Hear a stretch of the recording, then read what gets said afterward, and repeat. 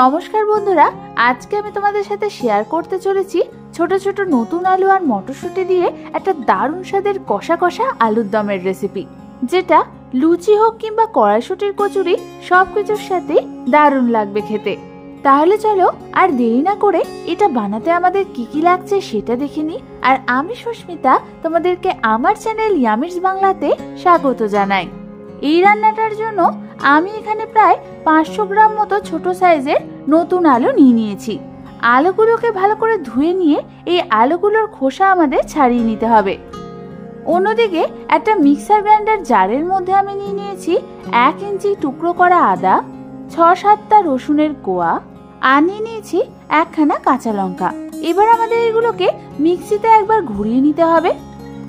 তোমরা দেখো, আমি কিন্তু এটার মিহি পেস্ট বানাইনি, এর কনসিস্টেন্সিটা ঠিক এরকম হয়েছে।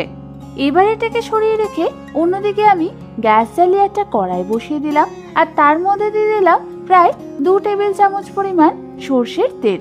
তেলটা ভালো মতো গরম হলে আমি ওর মধ্যে খোসা ছাড়ানো আলুগুলোকে দিয়ে দেব, আর দিয়ে দেব 1/2 চামচ পরিমাণ নুন আর 1/2 চামচ পরিমাণ হলুদের গুঁড়ো। নুন আর হলুদ গুঁড়ো দিয়ে এই আলুগুলোকে আমাদের মিডিয়াম ফ্লেমে ভেজে নিতে হবে। আলুগুলো ভাজার সময় আমাদের মাঝের মধ্যে এগুলোকে নাড়াচাড়া করে নিতে হবে। আমি প্রায় 5 থেকে 6 মিনিট ধরে এই আলুগুলোকে ভালো মতো ভেজে নিয়েছি। তোমরা দেখো, আমাদের আলুগুলো কিন্তু হালকা ভাজা হয়ে গেছে। এবার আমি এই আলুগুলোকে একটা অন্য পাত্রে তুলে নেব। তারপর ওই কড়াইয়ের মধ্যে আমি দিয়ে দেব আরো 2 টেবিল চামচ পরিমাণ সর্ষের তেল। এবার আমি এর মধ্যে ফোড়নের জন্য দেব একটা তেজপাতা, একটা শুকনো লঙ্কা, 4টে এলাচ, 4খানা লবঙ্গ, আর দিয়ে দেব 1 ইঞ্চি মতো দারচিনি। এবার ফোড়নটাকে হালকা হাতে একটু নাড়াচাড়া করে নিয়ে আমি এর মধ্যে দিয়ে দেব 2খানা মিডিয়াম সাইজের মিহি করে কুচনো পেঁয়াজ। পেঁয়াজটা দেওয়ার পর এই পেঁয়াজটাকে আমাদের মিডিয়াম ফ্লেমে 1 থেকে 2 মিনিটের জন্য হালকা করে একটু ভেজে নিতে হবে। 1 থেকে 2 মিনিট পর পেঁয়াজের কালারটা যখন একটু চেঞ্জ হয়ে আসবে, তখন আমি ওর মধ্যে দিয়ে দেব বানিয়ে রাখা আদা, রসুন আর কাঁচা লঙ্কার পেস্টটা। এবার আমাদের এটাকেও হালকা হাতে প্রায় 1 থেকে 2 মিনিটের জন্য মিডিয়াম ফ্লেমে নাড়াচাড়া করে নিতে হবে।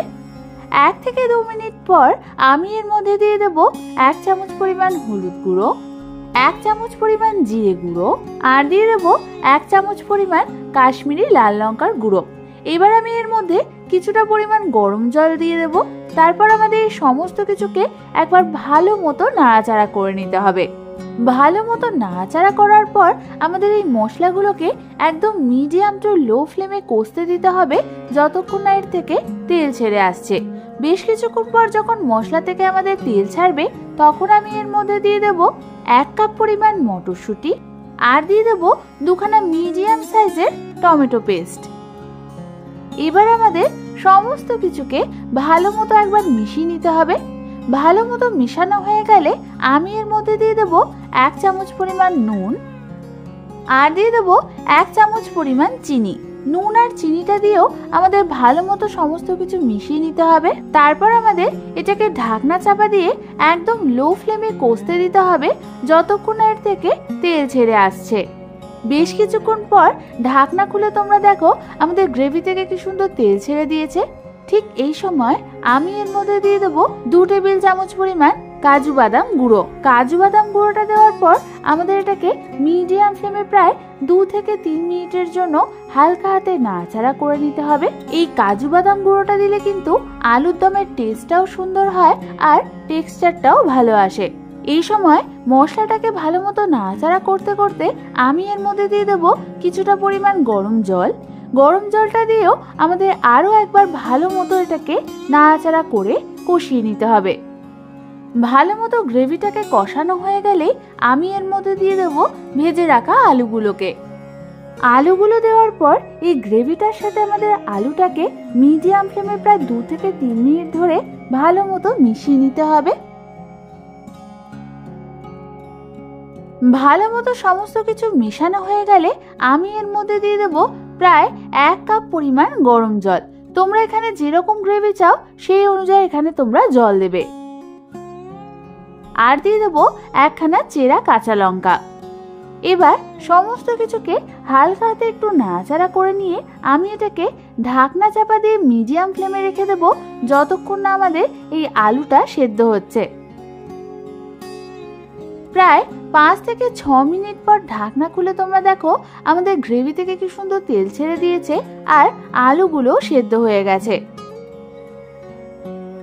ঠিক এই সময় হালকা হাতে একটু নাড়াচাড়া করে নিয়ে আমি এর মধ্যে দিয়ে দেব স্বাদ অনুযায়ী নুন, স্বাদ অনুযায়ী চিনি আর দিয়ে দেব হাফ চামচ পরিমাণ গরম মশলার গুঁড়ো। এবার সমস্ত কিছুকে আমাদের হালকা হাতে একবার মিশিয়ে নিতে হবে। তোমরা দেখো আমাদের আলুর দমের গ্রেভিটা কিন্তু একটু ঘন হয়ে এসছে। ঠিক এরকম কনসিস্টেন্সিতে আমাদের আলুর দমটাকে নামিয়ে নিতে হবে। এবার আমি এর সাথে খাওয়ার জন্য কটা ফুলকো ফুলকো লুচি ভেজে নিলাম। ব্যাস, তাহলে তৈরি হয়ে গেল আমাদের দারুণ স্বাদের এই আলুর দমের রেসিপিটা।